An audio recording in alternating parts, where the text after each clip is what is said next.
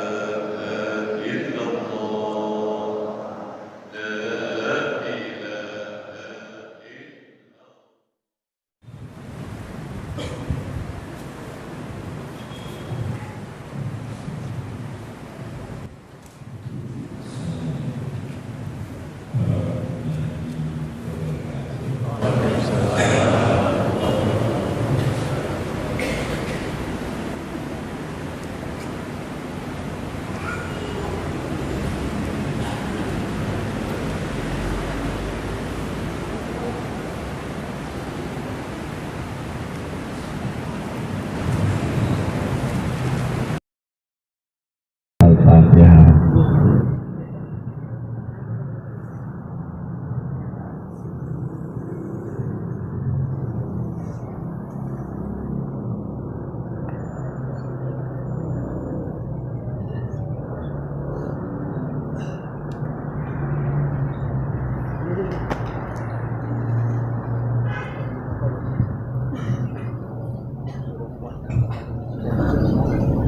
Pada malam yang berbahagia ini kita telah dapat bersama-sama dengan Bapak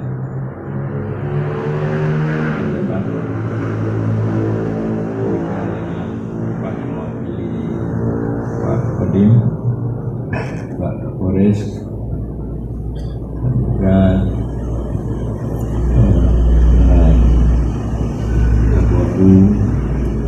ulama kita, pimpinan tarekat yang ada di Kota Binjai ini, dan dengan Gubernur dari Tasawuf Sumatera Utara, dan juga dengan Gubernur Binjai yang baru dilantik, Bapak Muhammad Yusuf, Ketua BKN Masjid Binjai, dan kita perwakilan dari beberapa cabang kampus Tasawuf, baik dari Jakarta, dari Batam, dari Sumatera Barat, Pak Beli, dari Aceh Jaya, Aceh Abdiah, Melabuh, Nagaraya. Dan sebenarnya kami hanya untuk menghadiri acara Dzikir Ratib Seribe di Masjid Raya Medan yang digagas oleh Bapak Haji Taufik sebagai gubernur, dan juga Ibu Hikmah Fadilah, Ketua Perum Silaturahmi Majelis Pengajian Kaum Ibu se-Sumatera Utara. Jadi sebenarnya untuk ke Binjai ini itu tidak ada rencana yang yang direncanakan yang sebelumnya, sebab terlalu letih bagi saya sendiri. Sebab setiap malam sebelumnya di alun-alun di halaman kantor Bupati Kapatuan Aceh Selatan yang digagas oleh pemuda-pemuda KNPI dan juga UKP organisasi kepemudaan di Aceh Selatan, dan sebelumnya hampir tiap malam. Jadi saya ini sudah tua, sudah umur lebih 70 tahun lebih. Jadi berjaga dan berjalan siang malam. Tapi oleh karena permintaan dari saudara Camwil ya, dan kawan-kawan Abu, saya sudah siap, kami siap, macam-macam lah rayuan beliau. Orang Padang pandai merayu, orang Padang. Dia orang Padang, kau orang Pak Dede, kau Mang Ngecek, itu bukan main. Jadi terpaksa terayu jugalah saya, sebab saya belum melihat kota Binjai. Jadi di waktu saya sampai ke Binjai, saya sangat bersenang hati, berterima kasih. Rupanya Binjai ini satu kota tempat yang menyejukkan, yang damai, yang aman. Dan saya akan bercerita nanti ke kampung bahwa Kapolsek saya si Amril di Labuan Haji berasal dari Binjai. Jadi nanti saya akan sampaikan bahwa Binjai, saya sudah sampai ke kampung Anda dan saya melihat bahwa masyarakatnya seperti apa yang disampaikan oleh Bapak yang mewakili Kapolres. Tidak ada apa yang kondusif dalam segi keamanan dan juga aman dan juga makmur. Para hadirin hadirat sekalian, bagaimana dimaklumi bahwa saya adalah penggagas dari ajaran kesufian di Nusantara ini, bukan hanya di Aceh, bukan hanya di Jawa, bukan juga di Nusantara, di ASEAN. Saya telah beberapa kali mengadakan seminar mudzakarah tingkat ASEAN dan juga tingkat internasional, dan beberapa kali pengkaderan ASEAN baik di Batam, di Gorontalo. Ini diminta lagi ulang supaya kembali lagi ke Gorontalo. Bapak pemerintah Gorontalo baik dari gubernur dan bupati ya sangat menginginkan dan supaya benar-benar dapat dipahami dan diamalkan oleh masyarakat Gorontalo. Jadi saya kadang-kadang ke Manado dan juga ke Gorontalo dan Jakarta dan juga ke Malaysia. Para hadirin hadirat, bahwa tauhid tasawuf sebagaimana disampaikan oleh Tengku Syukri yang berawal daripada akidah. Kita berakidah Ahlussunnah wal Jamaah. Samping kita berakidah, kita mengamalkan hukum syara dengan pengertian kita beribadah, melaksanakan salat yang baik. Kita tahu syarat rukun dan ibadat-ibadat yang lain, dan juga kita dapat bermuamalah baik, bagaimana kewajiban-kewajiban kita sebagai suami terhadap istri, istri terhadap suami, munakah, dan juga kita tahu bagaimana jual beli yang sah, yang tidak sah, yang riba, kita amalkan juga. Jadi semua hukum-hukum syara ini juga kita pahami dan kita amalkan dengan baik, baik perintah dan juga menjauhi larangan. Kita tidak melakukan maksiat berzina, tidak melakukan dalam jual beli riba, tidak melakukan umpamanya cara keluarga.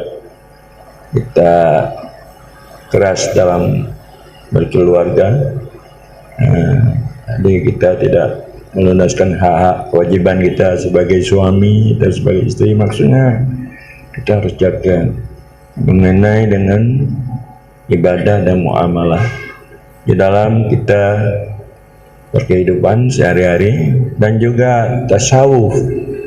Kita tahu sifat-sifat nafsu yang tercela. Kita tidak ada boleh dengki, tidak boleh kita sombong, kita tidak boleh itu kita berdusta, dan tidak boleh kita kufur nikmat. Kita dapat mensyukuri nikmat, dan juga kita tidak boleh mementingkan diri sendiri. Kita harus peduli. Kita dapat melihat hak orang, kelebihan orang. Kita dapat melupakan hak kita.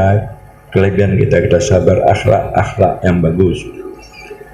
Jadi kita tahu akhlak yang bagus supaya dapat kita hias diri kita dengan akhlak yang bagus dan menghilangkan sifat-sifat nafsu yang jelek pada hati kita. Bagaimana katanya Kiai Haji Usman Malik, yaitu hadis Rasulullah Sallallahu Alaihi Wasallam, "A'da aduwika nafsuka lati baina jambaika." Allah mengatakan hadis qudsi bahwa semusuh-musuh kamu adalah nafsu yang ada di antara dua lumbungmu.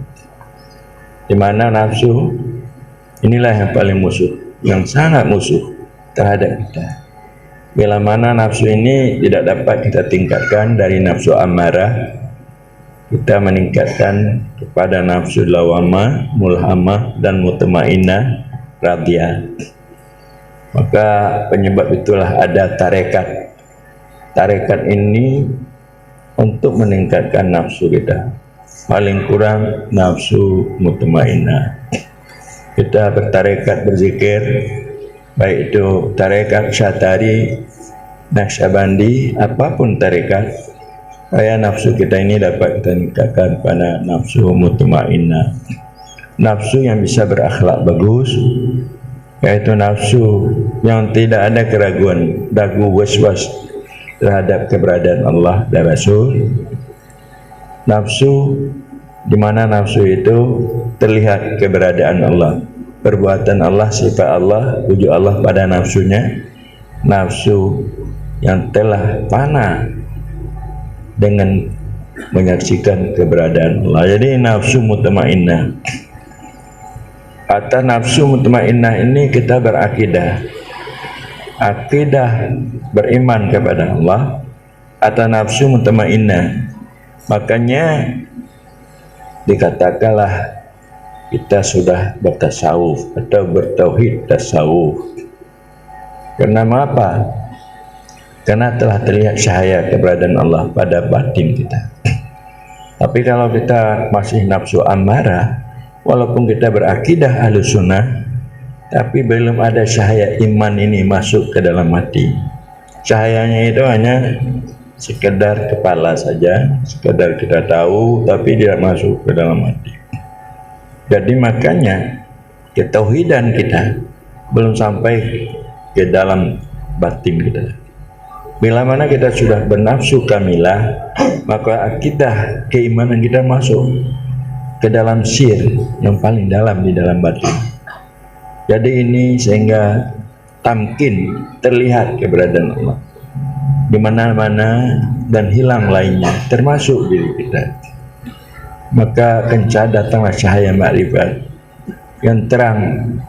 Sebagaimana kita membaca kitab yang kecil, faida alimtum mitla syamsi fashidu, bila kamu tahu Allah itu semisal matahari, terang, tidak ada hijab yang menghijab keberadaan matahari, baru kamu mengatakan fashidu, bersaksilah kamu. Jadi sekarang kita mengatakan asyhadu la ilaha illallah atau la ilaha illallah. Jadi banyak sekali hijab di dalam hati kita mengenai keberadaan Allah. Hijab oleh karena anak, harta, hijab oleh karena pangkat, kedudukan, dan oleh karena diri kita sendiri. Terlihat ilmu kita, pintar kita, pangkat kita, kedudukan kita, jabatan kita, lupa kita. Itu adalah titipan Allah pada kita, sehingga kita tidak terlihat kasih sayang Allah yang Allah berikan bermacam-macam nikmat, baik zahir atau batin pada diri kita, sehingga kita lupa pada Allah.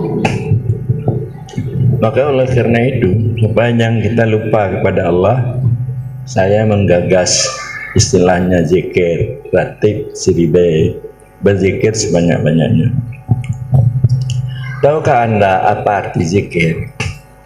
Zikir itu artinya lepas daripada kelalaian, lepas daripada kelupaan. Kita tidak boleh lupa pada Allah, tidak boleh lalai, tidak teringat Allah. Kalau kita tidak teringat Allah, berarti umur kita sia-sia, tidak ada makna faedah. Saya dalam satu hari tidak teringat Allah, maka hari saya itu tidak dikira ada. Oleh karena itu, hari umur kita dikira ada. Makanya bila mana kita senantiasa ada mengingat Allah, maka orang tasawuf, sufi, tarekat, dia itu mengajarkan kepada murid-muridnya, pada setiap nafas, naik turun nafas, jangan lupa kepada Allah, harus ingat. Kalau kita tidak teringat Allah, maka kita teringat dunia. Kalau kita teringat dunia, cinta dunia sumber daripada segala kesalahan. Kesalahan baik maksiat zahir, maksiat batin, kena cinta dunia. Jadi supaya jangan kita lalai terjadi maksiat zahir batin, harus kita senantiasa jangan lupa-lupa mengingat Allah. Maka zikir ini terbagi kepada 3 tingkatan. Ada zikir jali, istilah namanya zikir yang zahir pada lidah kita dan juga hati kita teringat kepadanya, itu dikatakan zikir jali. Sembahyang itu zikir, berdoa itu zikir, membaca Quran itu zikir, bertasbih subhanallah itu zikir, bertahmid alhamdulillah itu zikir, tahlil mengatakan la ilaha illallah itu zikir. Jadi zikir ini yang paling bagus adalah mengucapkan kalimah la ilaha illallah. Afdalu ma qultu ana wa nabiyyuna min qabli la ilaha illallah. Sebaik-baik barang yang aku katakan dan nabi-nabi sebelumku ialah kalimah la ilaha illallah. Jadi la ilaha illallah itu sebaik-baik perkataan. Karena la ilaha illallah itu di dalam Al-Quran, kalimah taibah itu diibaratkan seperti batang kayu yang selalu yaitu berbuah yang ranum. Maknanya dia itu tidak bermusim-musim buahnya, terus menerus buah yang dapat kita manfaatkan. Jadi kalau kita berzikir la ilaha illallah, malaikat dekat dengan kita, syaitan jauh dengan kita. Zikir la ilaha illallah itu dikatakan juga zikir Islam. Dan juga dikatakan juga zikir tauhid. Kalau kita umpamanya menandakan kita orang bertauhid, berzikir la ilaha illallah. Kalau dikatakan tandanya kita orang Islam, menyebut la ilaha illallah. Dan zikir kalimah la ilaha illallah itu dapat menghilangkan kabar-kabar nafsu. Mana kabar nafsu ini? Yaitu kemauan-kemauan yang datang dalam hati kita yang berbunga-bunga mengenai dunia ini. Kemauan ingin punya mobil, ingin punya pangkat, kabar-kabar nafsu. Ingin punya harta yang banyak, ingin supaya dihormati. Jadi kabar-kabar nafsu ini bisa membawa penyakit dalam batin kita. Jadi penyakit pemikiran. Jadi kata dokter 60 macam penyakit itu karena kita lalai, karena pemikiran. Jadi oleh karena itu untuk menghilangkan pemikiran kabar-kabar nafsu, kita berzikir la ilaha illallah. Dan zikir la ilaha illallah itu menghilangkan khatar-khatar hati. Khatar-khatar ini ingatan-ingatan yang tumbuh pada hati kita. Jadi bisa hilang ingatan-ingatan yang ada pada hati kita dengan kita berzikir la ilaha illallah. Makanya zikir la ilaha illallah ini itu dikatakan zikir yang paling bagus, yang paling baik. Dan juga Allah berfirman, "Faman a'rada an dzikri fa inna lahu ma'isyatan dhanka." Siapa berpaling daripada mengingatku, maka mereka akan dijadikan penghidupan yang sempit, penghidupan yang maksiat. Jadi untuk rohani kita bisa aman, maka diarahkanlah kepada jamaah supaya senantiasa berzikir, mengadakan zikir. Para hadirin hadirat sekalian, ada yang kedua adalah zikir hati. Kalau yang pertama dikatakan zikir jali, yang kedua zikir hati. Zikir hati ini zikir hanya hati kita yang berzikir, zikir hati. Zikir untuk menolak kelesuan, kita syuhud menyaksikan keberadaan Allah di dalam batin kita.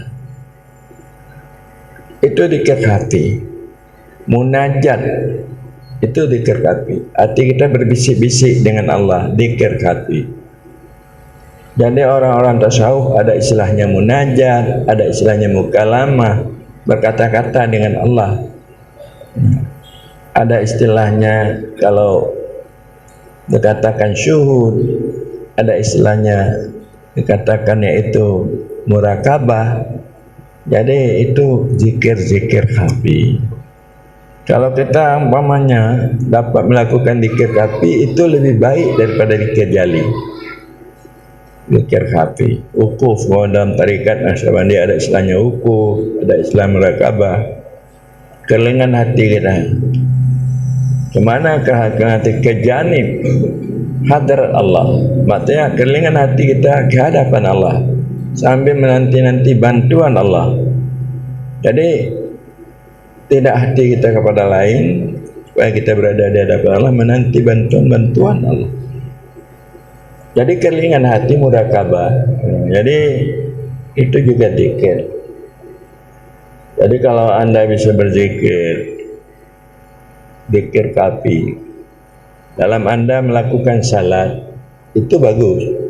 Bagaimana firman Allah, alam ya'lam bi annallaha yara.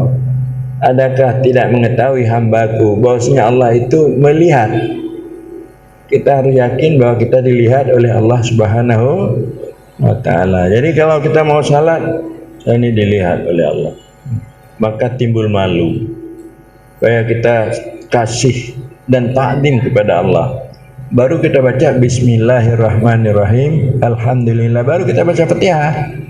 Jadi baca Fatihah ini hati kita sentiasa kita sangkutkan kepada Allah, kita dilihat oleh Allah, supaya khusyuk, supaya hudur hati kita. Sebagaimana kata Pak Sumalik, supaya ibadat kita ini berkualitas, artinya mendapatkan pahala yang banyak, supaya diterima oleh Allah Subhanahu wa ta'ala. Jadi itu zikir. Ada yang ketiga, yaitu zikir hakiki. Jadi zikir hakiki ini sama dengan Allah yang berzikir. Ini dikatakan zikir hakiki. Jadi kita menyaksikan Allah yang berzikir. Menyaksikan itu akhirnya Allah yang menyaksikan dirinya pada dirinya. Allah yang berzikir. Dengan makna apa? Allah berfirman di dalam Al-Quranul Karim, awalam yadkul insanu, adakah tidak mengingat oleh manusia, hina malam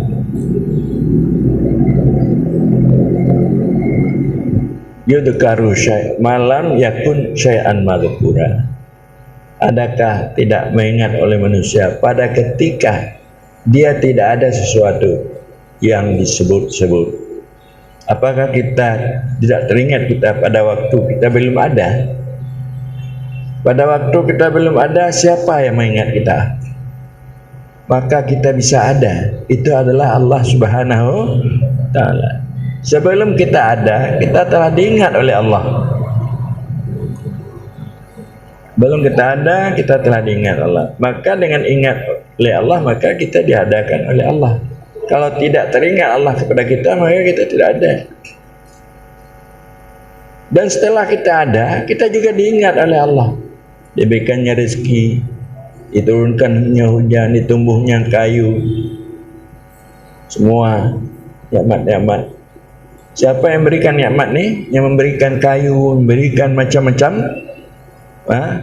membuahkan padi, membuahkan timun, yang mengadakan negeri ini, negara ini, sehingga ada kita dapat bermegara bertanah air. Siapa? Allah. Tapi mengapa kita tidak cinta kepada Allah? Ini yang lucu. Pemerintah kita, supaya kita cinta kepada tanah air. Apa pemerintah yang memberikan tanah air, apa Allah? Allah. Mengapa tidak kita kembali kepada Allah, pada ketuhanan yang Maha Esa? Mengapa juga kita syirik, nifak? Jadi kita hanya sayang kepada pemberian, kepada orang yang memberi, tidak sayang, tidak kembali. Jadi banyak pemimpin-pemimpin kita yang nifak dan syirik. Bahkan bukan sekedar nifak syirik, tetapi juga zalim dan juga fasik. Sehingga banyak pemimpin kita yang korupsi, yang menyalahgunakan jabatan, bicara begini, bicara begitu, bukan main. Tetapi batinnya tidak lepas daripada kesyirikan dan kenifakan. Perbuatannya tidak lepas daripada kedaliman dan kefasikan. Jadi inilah makanya saya mengajak supaya Anda jadi gubernur tauhid dasar, supaya dapat menjadi mitra dengan pemerintahan. Mitra dengan pemerintah. Bukan kita pergi kepada pemerintah, kita mengharapkan wang, duit, gaji, pemberian. Tidak. Kita sayang kepada pemerintah kita, supaya kita dapat sedikit memberikan masukan yang baik-baik untuk kehidupan negara ini.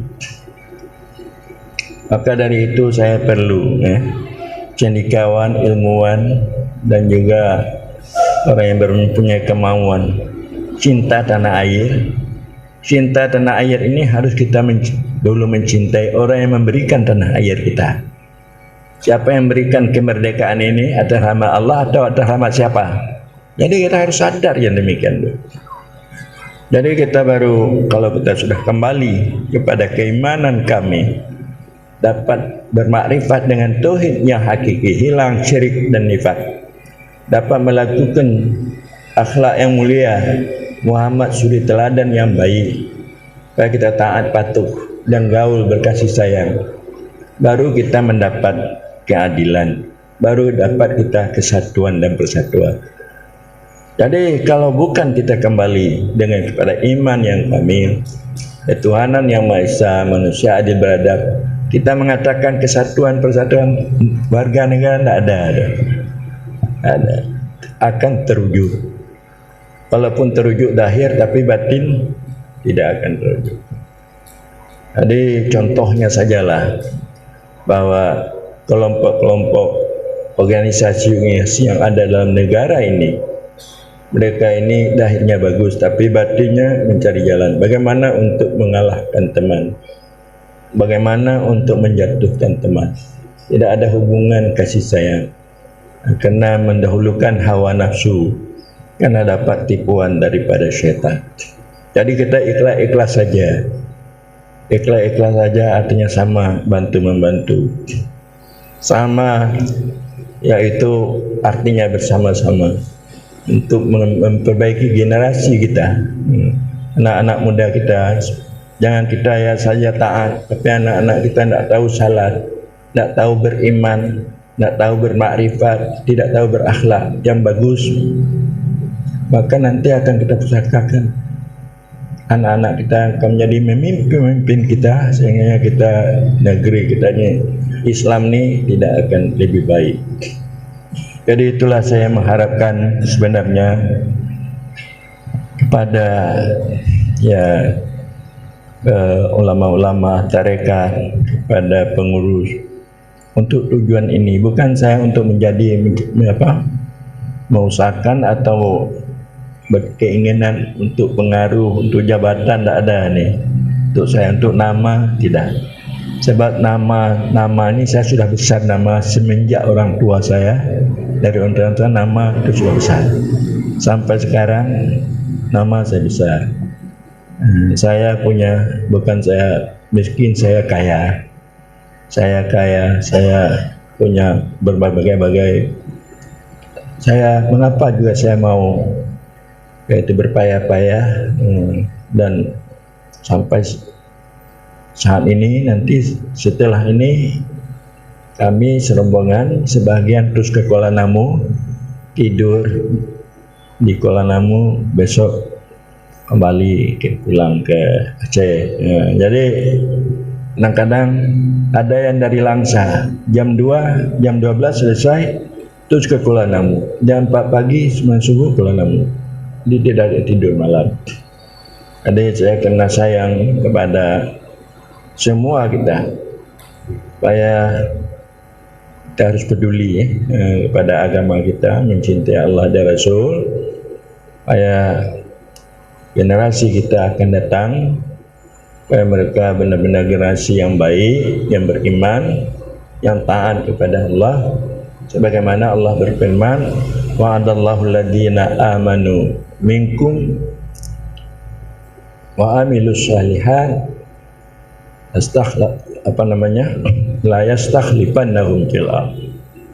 Allah berjanji orang yang beriman daripada kamu dan mereka dapat beramal saleh, janji Allah akan menjadikan khalifah kepada mereka. Jadi iman yang saya maksud harus iman yang kamil, bukan iman mardud. Jadi iman ini terbagi 3, ada iman mardud, iman munafik. Dia mengatakan iman, tapi sebenarnya dia tidak beriman. Dengan makna ucapan dengan perbuatan tidak sama. Iman mardud. Jadi pula paling kurang kita dapat iman makbul, iman yang diterima oleh Allah Subhanahu wa taala. Zahir kita beriman, batin kita beriman. Jadi sekalipun tidak dapat kita iman kamil. Dan ketiga iman maksum. Ini imam para nabi-nabi dan rasul.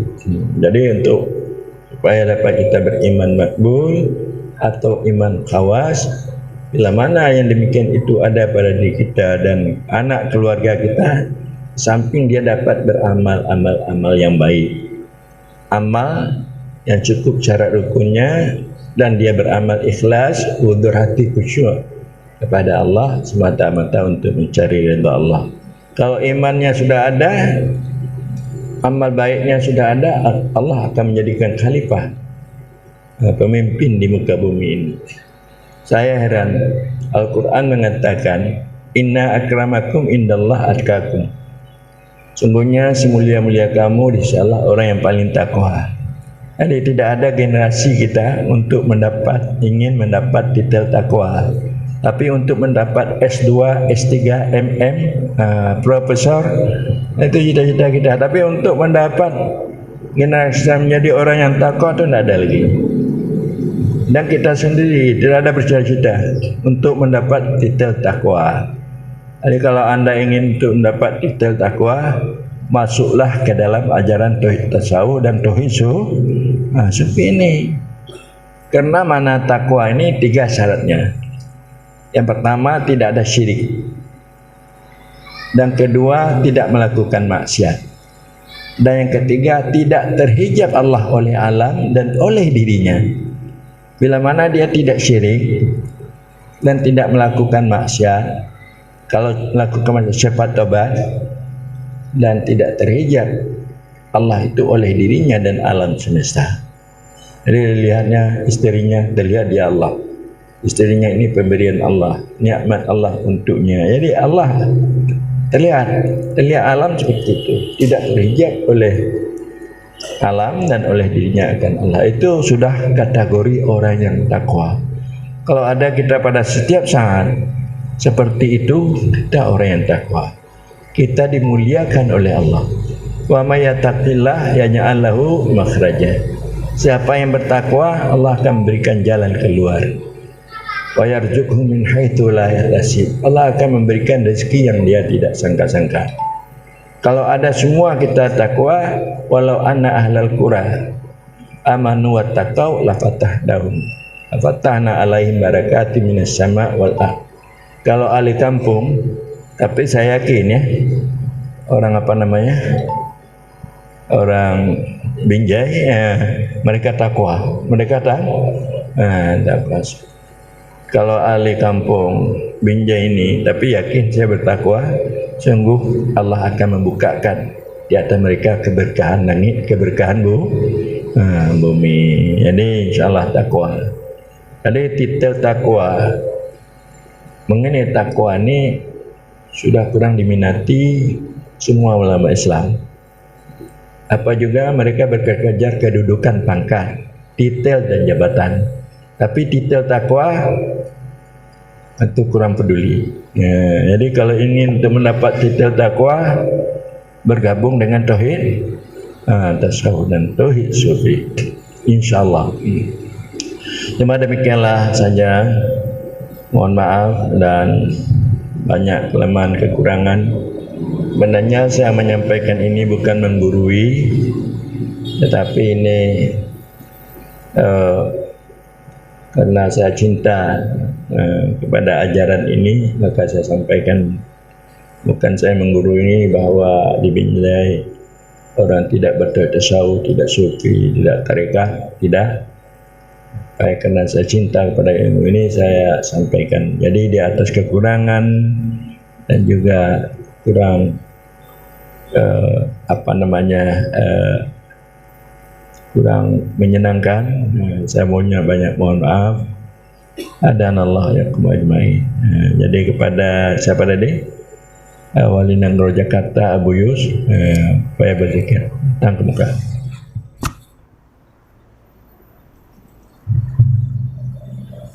Terima kasih.